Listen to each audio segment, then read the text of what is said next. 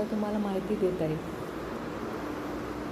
श्रावण महिन्यामध्ये जिवतीच्या प्रतिमेचे पूजन करायचं असतं, तर त्याचा काय अर्थ आहे हे आणि ह्या जिवतीबद्दल मी तुम्हाला माहिती सांगणार आहे आणि ह्या जिवतीच्या पूजनाचा हेतू काय असतो हे सांगणार आहे.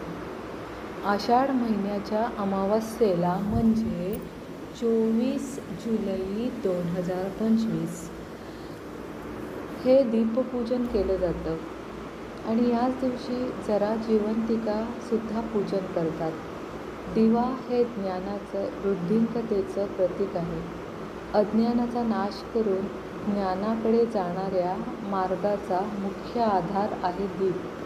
तुम्ही एक दिवा उजळा, त्यावरून तुम्ही हजारो दिवे उजळू शकता. त्यामुळेच याला वंशवृद्धीचं प्रतीक मानतात. या प्रतीकाचं पूजन म्हणजेच दीपपूजन होय.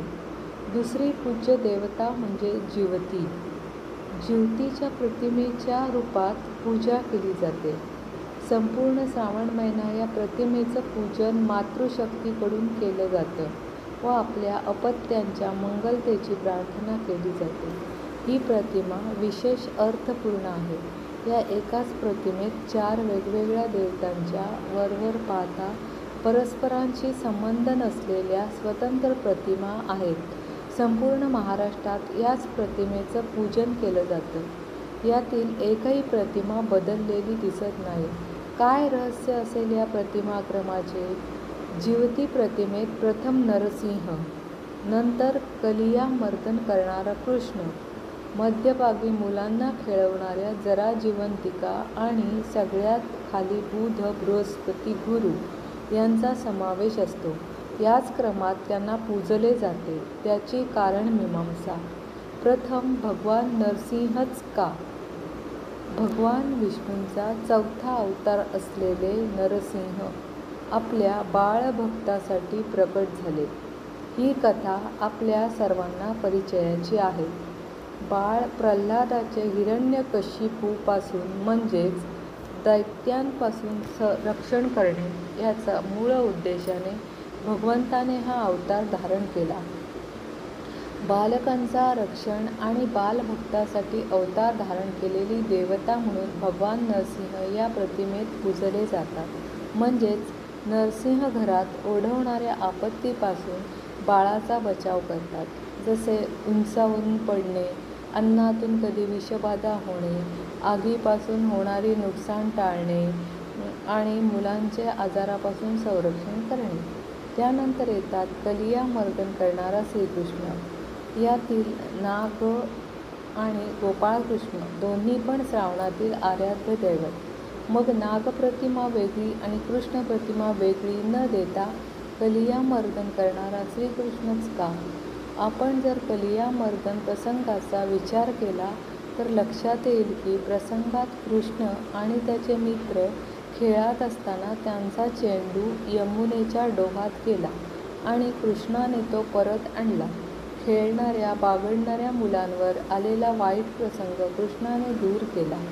तसेच कलियाला न मारता त्यालाही अभय देऊन दूर जाण्याचा आदेश दिला.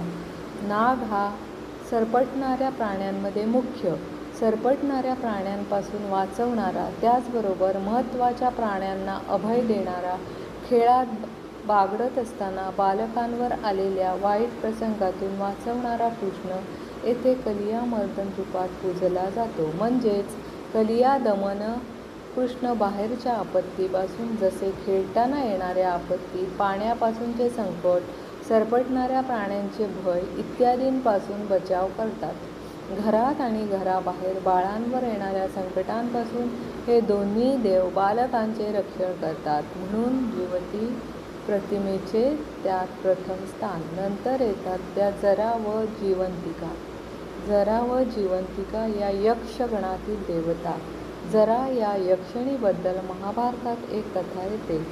मगधनरेश बृहद याला 2 राण्या असतात. दोन्ही राण्यांवर त्यांचे सारखेच प्रेम असते. परंतु राजाला पुत्र-पुत्री काहीही नसल्यामुळे राजा चिंतित असतो. याच सुमारास नगरजवळील उपवनात ऋषी चंड कौशिक आल्याचे राजाला समजते. राजा त्याचे दर्शन घेऊन आपली चिंता प्रकट करतो.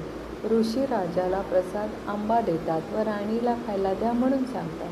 दोन्ही राण्यांवर समान प्रेम असल्यामुळे राजा आंब्याचे समान भाग करून राण्यांना देतो. कालांतराने दोन्ही राण्यांना पुत्र होतो, परंतु केवळ अर्धा अर्धा.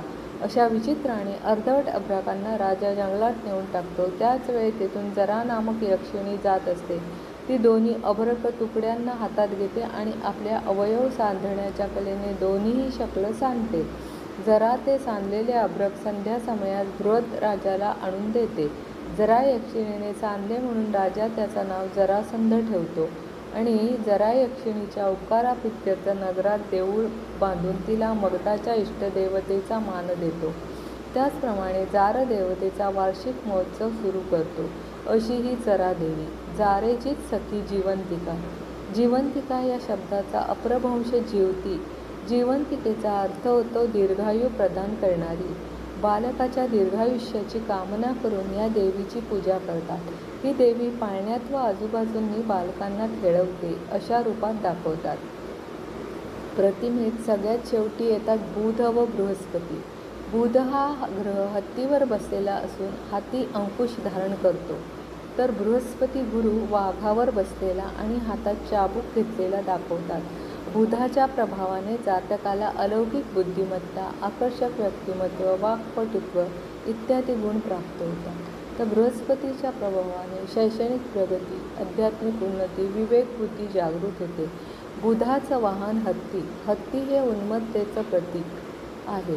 मानवी मनाला येणारी उन्मत्तता आपल्यावर बुद्धिमत्तेने व्यक्तित्वाचा अंकुश घालून आवर घालावा हे बुध प्रतिमेवरून लक्षात येते.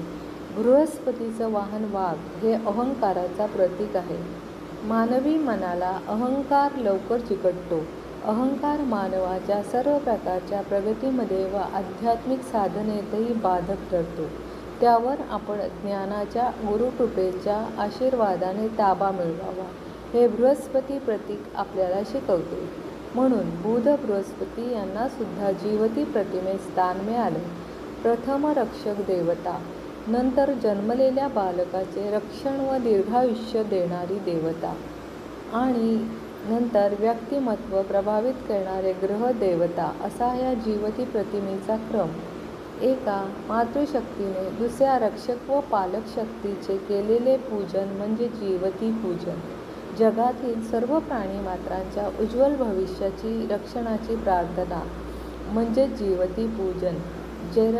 जरे